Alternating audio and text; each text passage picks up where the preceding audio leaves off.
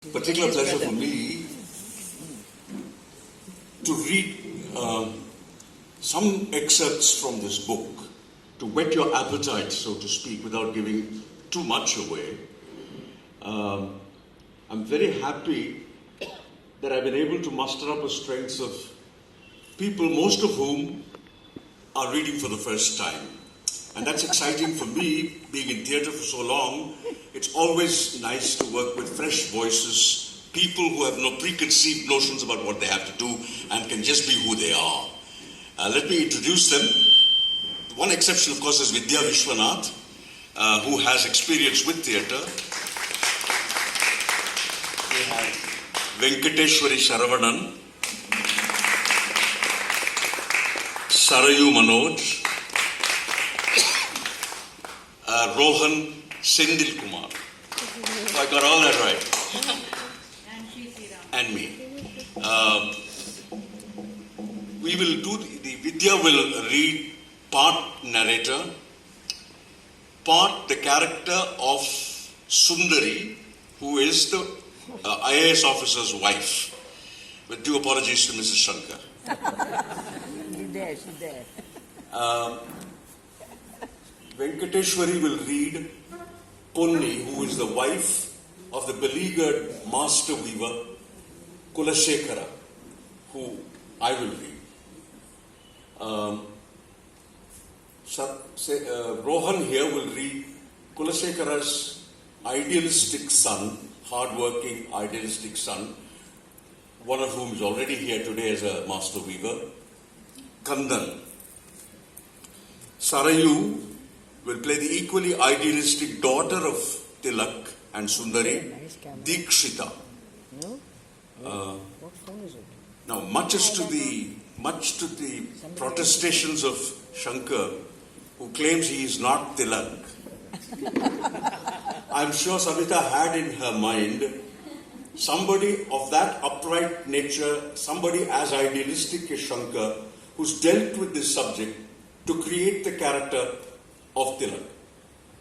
Of course, with a lot of masala, as Shankar himself admits. It is a story.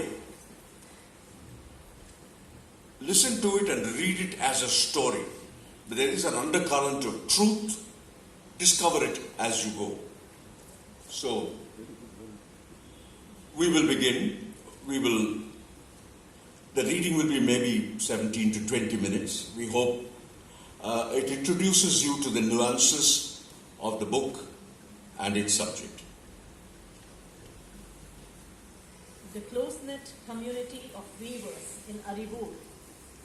Is the mic on? Yeah, it's on. Volume, give volume please, and please use your naturally loud voice. As he uses. The close-knit community of weavers in Arivoor had high regard for Kulashekara. His ideals trickled down to them. It was he who made the decisions for them. Have you no conscience? What about the other weavers in the village? Go on, preach to them, and make them starve like us. The ideals you have are only given to you by your guru. Don't listen to him. He is comfortable with all the luxuries money can buy. He has no real feelings for us. All that he says is utter rubbish. He's just using you. Say what you like. Scold me for what I care, but don't you say a word against Tilakaya. He has been so good to us. He has been so good to us.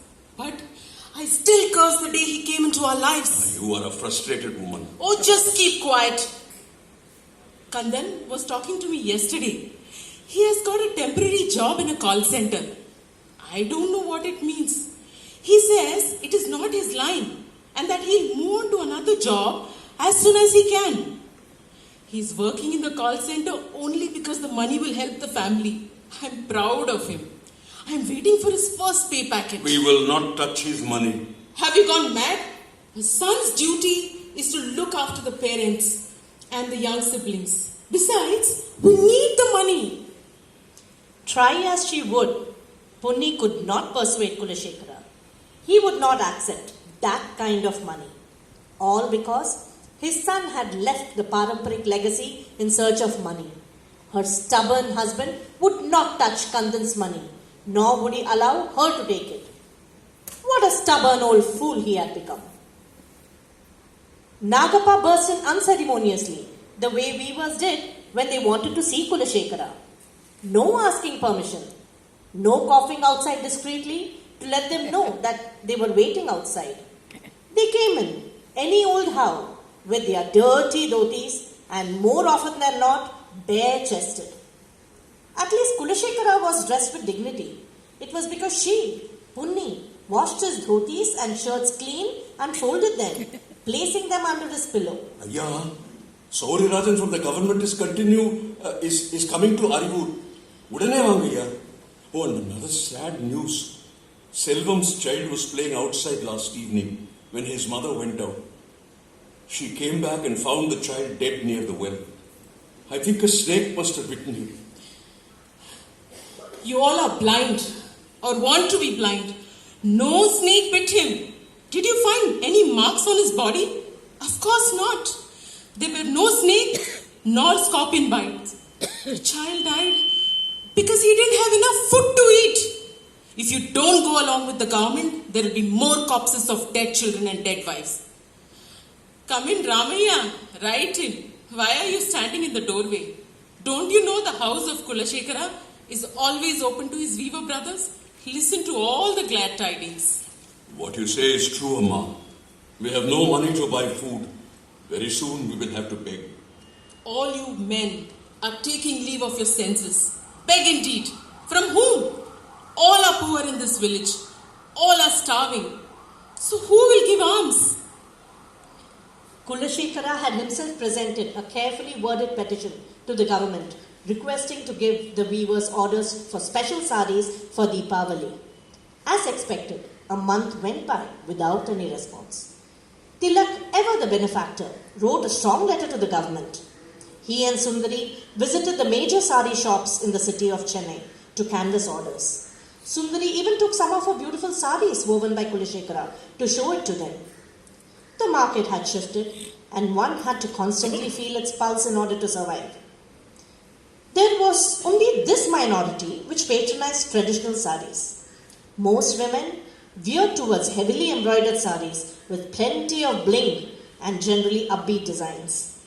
Yesterday I pawned Ammani's gold earrings for 1,000 rupees, man. His vatti is very high. Rubaik 4 paisa every month. We can't even pay the interest, leave alone the principal. I really don't know what will come to us. The village money lender should never be encouraged. Tilakaya says cooperative banks will help. Stop it, will you? Tilakaya, Tilakaya, Tilakaya. Just go. Go and meet Sauri Rajan and find out what the government wants. If they offer money for a new scheme, just take it. Not for yourself, but for me, Ponni. No, not even for me, for Lakshmi and Muttu, for all our children and their future.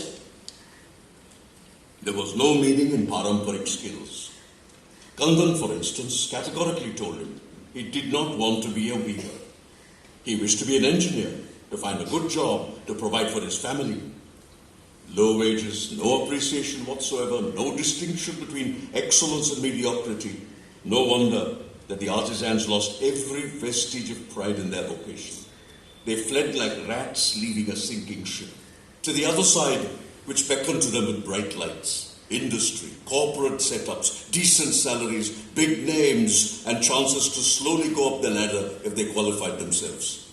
Here it was a plateau, so slippery that many of them had skidded and fallen into a quicksand. Many had taken the easy way out. Rat poison, the noose, the well. The choice was unlimited. Kandan moved with light grace, but not before he stopped at the broken mirror his mother hung to the left of the door. What he saw, he liked. A streak of narcissism, if you may call it that. A handsome face with chiseled features, a shock of black hair. The rest of him he couldn't see. Tall, but not nearly as tall as his father. And slim, not of choice, but hard living. His muscles were getting soft with the sedentary work he was into these days. Exercise, that's what they recommended these days. He used to chop wood for his parents when he was not at the loom. Kulasekara could not understand why this boy was different. A cut above the other weaver sons. While the others played kabaddi and flew kites, this boy, his Kaldan, would read books, newspapers, anything that he could lay his hands on. Every evening he would run to the community room built by a philanthropist for the weaving community and watch news.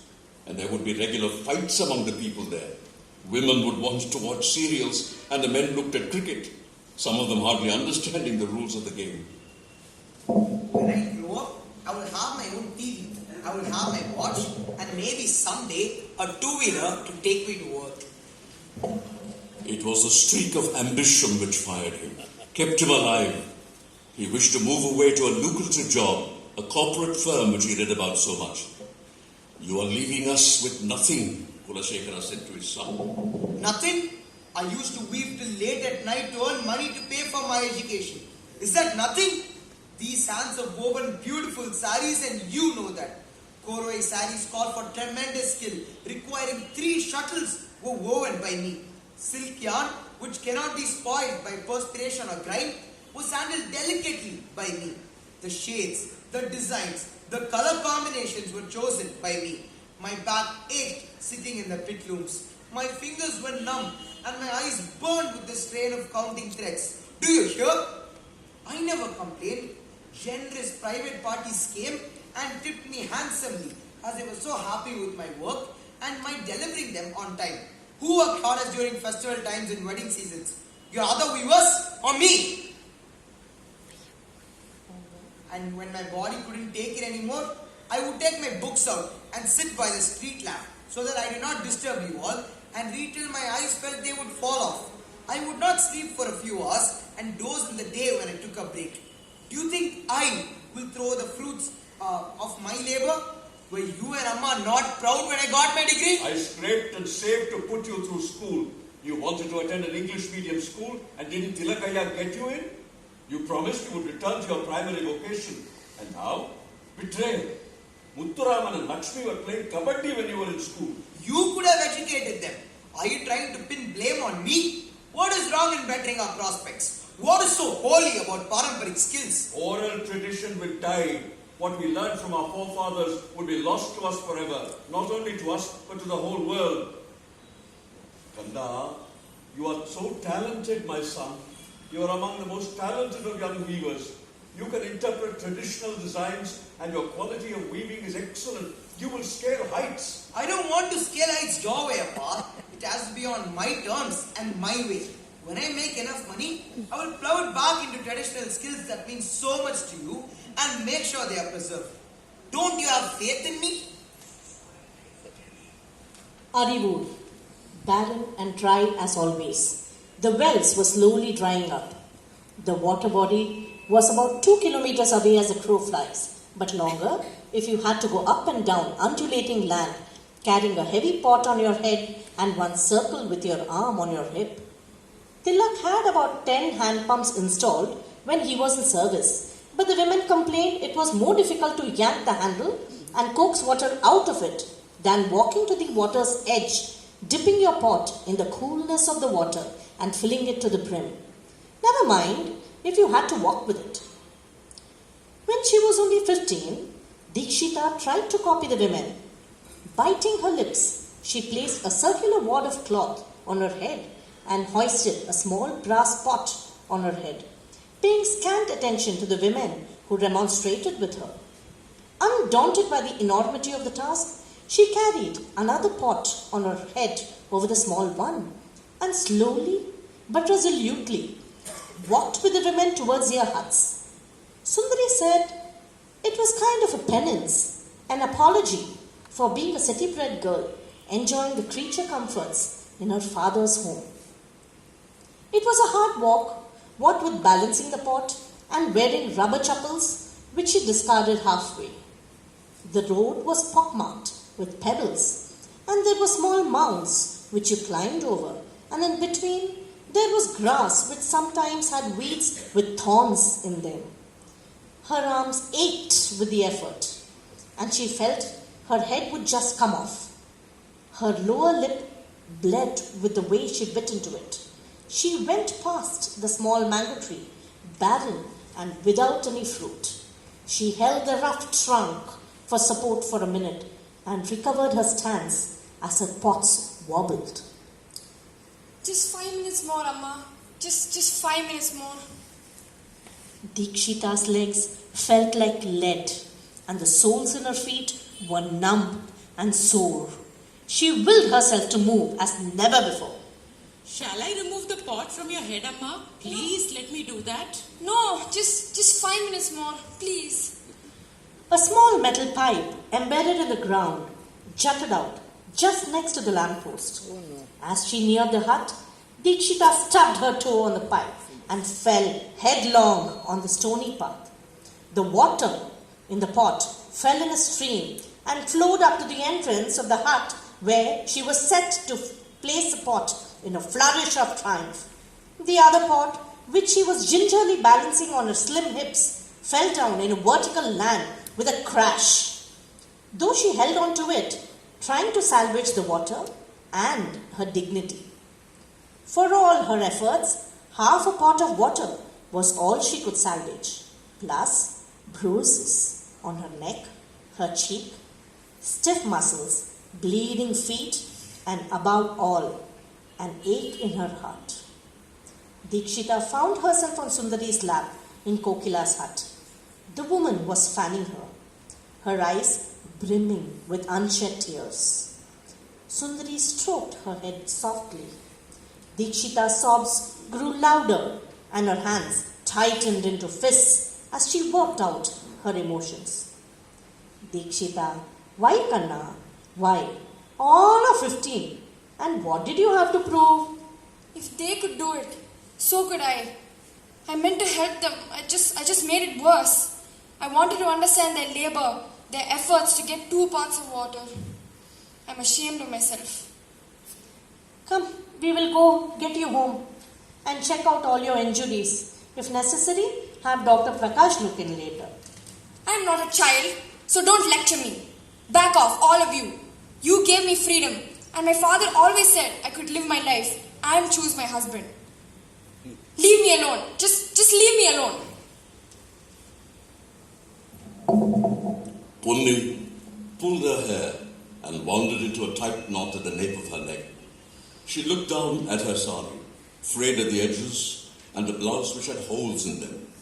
She should have dressed better to visit Sundari Amma. On the contrary, why should she? Let her look at the vision of Pignore for a change. She removed her chappals and gasped at the open door. What were these people thinking? Anyone could walk in. Days were hard and she could have just helped herself to anything in the living room and no one would have been the wiser. Amma? Punni, how are you? It is some time since you visited us. How is your family? Come, sit down near me. Old habits die hard. The soft sheen of the Arthangudi tiles was enough to tell her the floor was spotlessly clean.